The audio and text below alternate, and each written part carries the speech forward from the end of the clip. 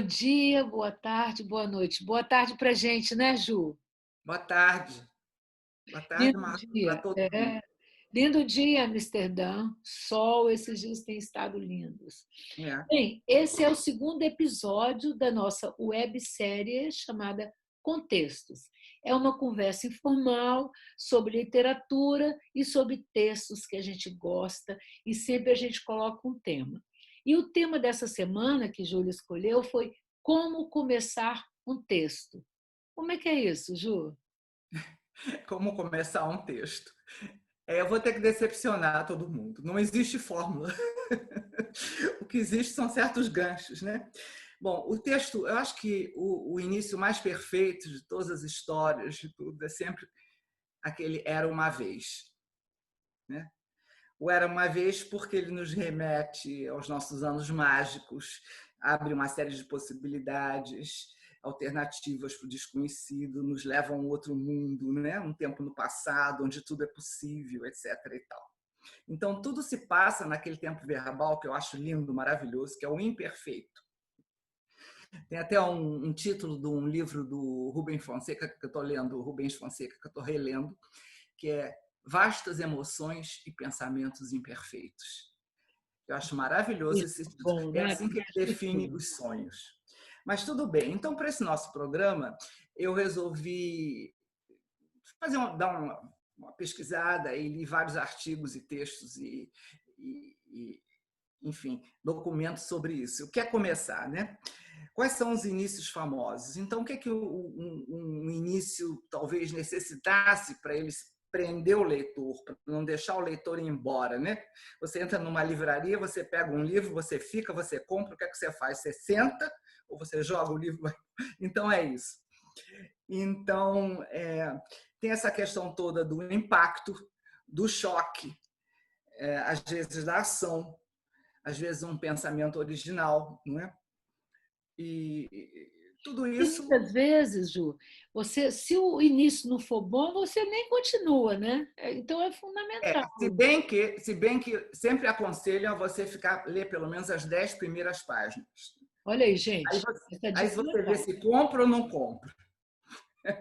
Você tem que sentar com calma, ler e dizer assim, interessante.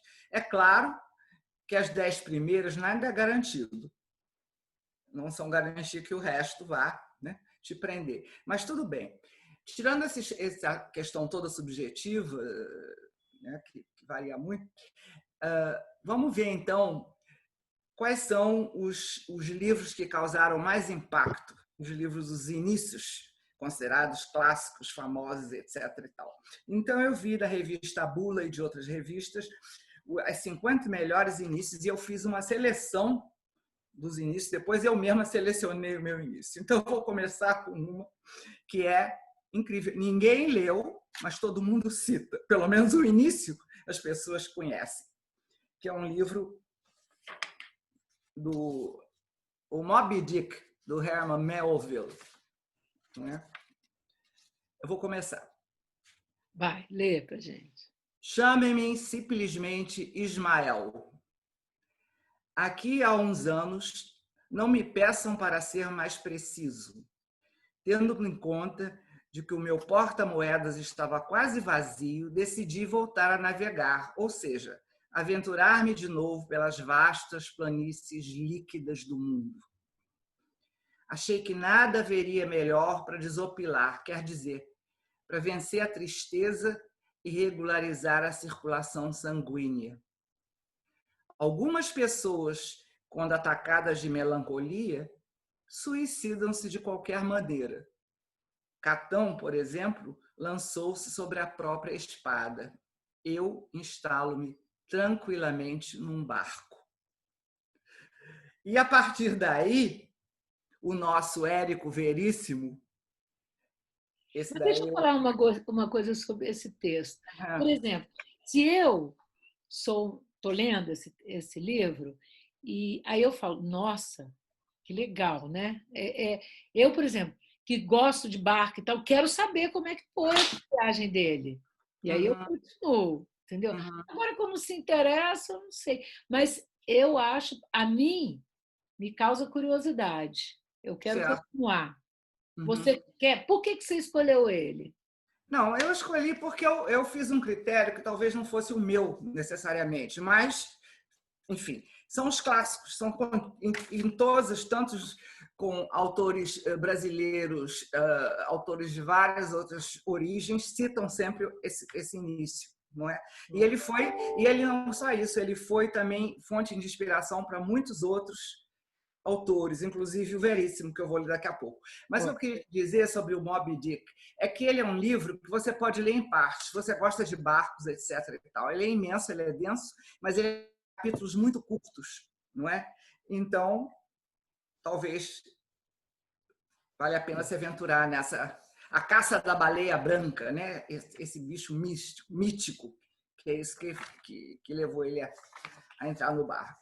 E o Érico Veríssimo, o nosso Érico Veríssimo, desculpe, não é o Érico, é o filho, é o Luiz Fernando Veríssimo, mas é um livro antigo dele, de 1889, 1988. Gente, 1988, eu ainda estou de volta ao Moby Dick. É o Jardim do Diabo. Então ele começa: me chame de Ismael e eu não atenderei. O Moby Dick é chame-me de Ismael. Pois é, eu ia falar. Me chame de Ismael e eu não atenderei. Meu nome é Estevão ou coisa parecida. Como todos os homens, sou 80% água salgada, mas já desisti de puxar destas profundezas qualquer grande besta simbólica. Como a própria baleia, vivo de peixes de superfície que pouco significam, mas alimentam. Você talvez tenha visto algum dos meus livros nas bancas. Todo homem, depois dos 40, abdica das suas fomes, salvo a que o mantém vivo. São aqueles livros mal impressos em papel jornal, com capas coloridas, em que uma mulher com grandes peitos de fora está sempre prestes a sofrer uma desgraça. Incrível, né? Porque ele citou Ismael, a baleia, não é? E sem falar que está citando isso, né? Exato, essa grande besta simbólica, né? A grande besta simbólica, e ele vive dos pequenos peixes. Então o livro dele, não é? Ele pode ser encontrado em qualquer banca de jornal dessas que tem esses tipo de Muito legal, literatura. né? Não é interessante?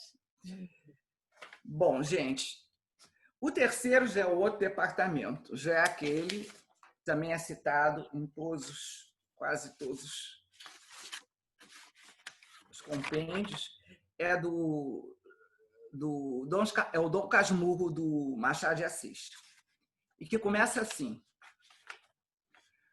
uma noite destas, vindo da cidade para o Engenho Novo, encontrei num trem da Central um rapaz aqui do bairro que eu conheço de vista e de chapéu.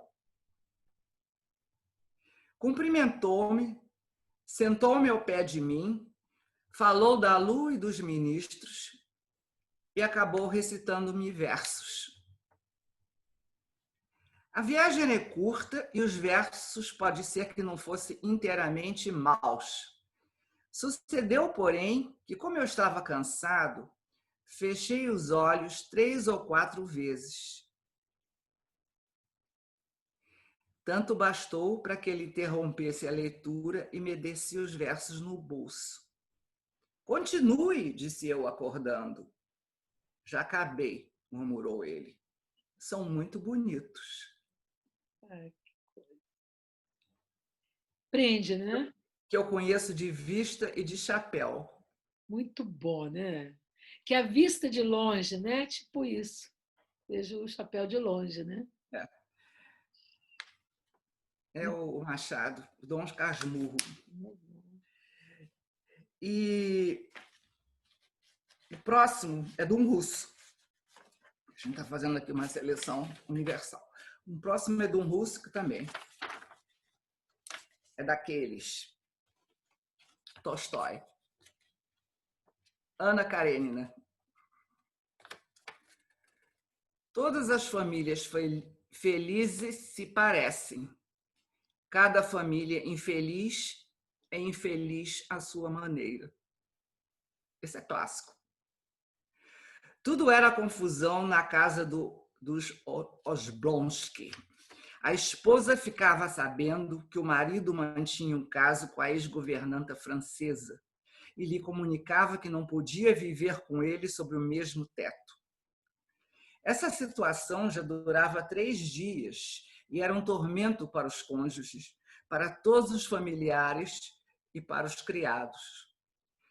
Todos, familiares e criados, achavam que não fazia sentido morarem os dois juntos e que pessoas reunidas por acaso em qualquer hospedaria estariam mais ligadas entre si do que eles. Então, ele já introduz nesse parágrafo, você imagina, Toda a cena, né? Toda a história do livro, toda a cena, todo o drama, e daí o desenrolar, né? Como é que se passou, o que é que houve, o que é que não houve. Isso é absolutamente fora de série, né? Eu acho. Totalmente fora de série. Né? E eu tenho 2 que eu vou ler, que é minha seleção. Um deles está nessa lista. Mas é a minha seleção, que foi um livro que minha mãe comprou para mim, e quando eu botei os olhos naquela frase, eu digo, gente, o que é isso? Como é que é isso? Não é? Então, isso antes da autora virar filme, que é Jane Austen. E o livro é Orgulho e Preconceito, é o clássico dela. Filme então, também, livro lindo. É lindo, né? É uma frase. E começa assim: é uma verdade universalmente conhecida que um homem solteiro possuidor de boa fortuna deve estar necessitado de esposa. Quando eu li aquilo, sei lá que idade eu tinha, 12, 13, não sei. Eu digo, nossa, que história é essa? Não, era mais velho um pouco, tinha uns 16. Mas eu digo, que história é essa? Onde é que se passou isso? Como é que foi? Então, nessa frase, você já vê os deveres, os costumes, etc., né? Século XVII. Do país, né? Do país. E da época também. Quer dizer, um homem solteiro possuidor de boa fortuna. Era a mulher sempre. Né? Foi a grande pressão da época, a mulher tinha que se casar. E logo e rápido. Agora, o homem solteiro possuidor de boa fortuna deve ter necessidade de uma esposa. Essa frase me levou a ler o livro. E uma outra, que é bem mais chocante, bem mais assim impactante, é outra história, é do Albert Camus, O Estrangeiro. Então, ele diz assim: ontem minha mãe morreu. Desculpe, eu estou lendo de cara. Hoje minha mãe morreu. Ou foi ontem, não sei. Eu digo, nossa, o que é isso? É bastante chocante. Se perdeu no tempo, né? Se perdeu no tempo.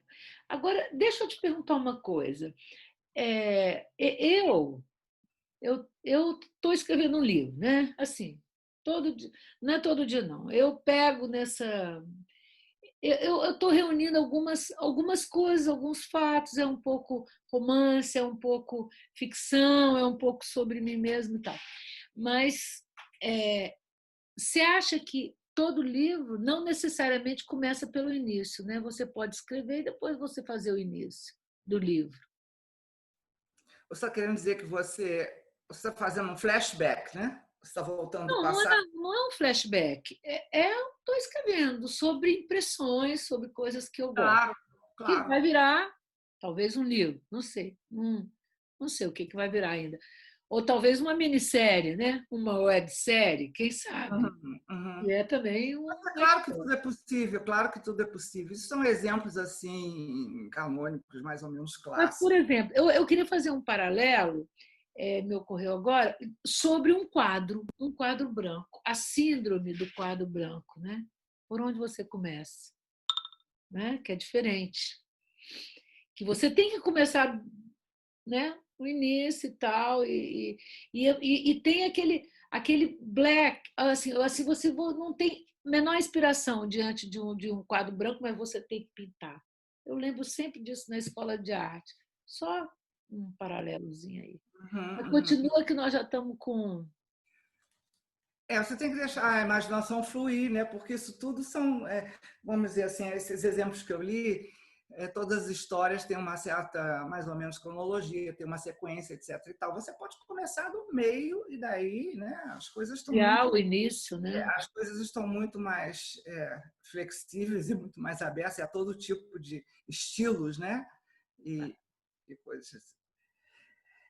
E, gente, para terminar, é um livro dentro da questão da culinária, porque agora, você sabe que há títulos de culinária, há títulos de vários temas. Eu escolhi um que não é o meu, mas esse também estava numa lista, Ah, tá. que é da Laura Esquivel, Como Água para Chocolate. Filme maravilhoso também, né? Início, a maneira de fazer. A cebola tem que estar finamente picada. Sugiro colocar um pequeno pedaço de cebola na muleira, como finalidade de evitar o desagradável lacrimejar que se produz quando alguém está cortando. O ruim de chorar quando a gente pica a cebola, não é o simples fato de chorar, mas sim o de que às vezes se começa, como se diz, a gente se pica, então não pode parar. Para quem gosta do assunto, né, é um prato cheio. Então, mesmo que a gente comece mal, que a gente não goste do começo, é sempre possível começar de novo. Pois é. Olha aí, gente. Bom, é isso, né, Ju? O programa de hoje. Isso. Tá. Eu espero que vocês tenham gostado. Mandem sugestões de temas. E digam qual início que vocês gostaram mais, né? Se quiser. Manda um início para a gente, do que você Tá gosta. ótimo. Né? Como um exercício também de leitura, de percepção. Né? Certo. Então, gente, muito obrigado pela audiência. Ju, até semana que Boa vem. tarde, boa noite, bom dia. Fica todo mundo bem. Tchau. Paz para todo mundo. A gente precisa de tranquilidade. As coisas estão acontecendo, são muito estranhas para mim, pelo menos. E É um estou momento tendo uma estranho. notícia esquisita. Então, fique bem. Estou tentando Tchau, ficar bem gente. também. Um beijo, Ju. Obrigada. Tchau. Outro para ti. Tchau. Tchau, querida. Obrigada.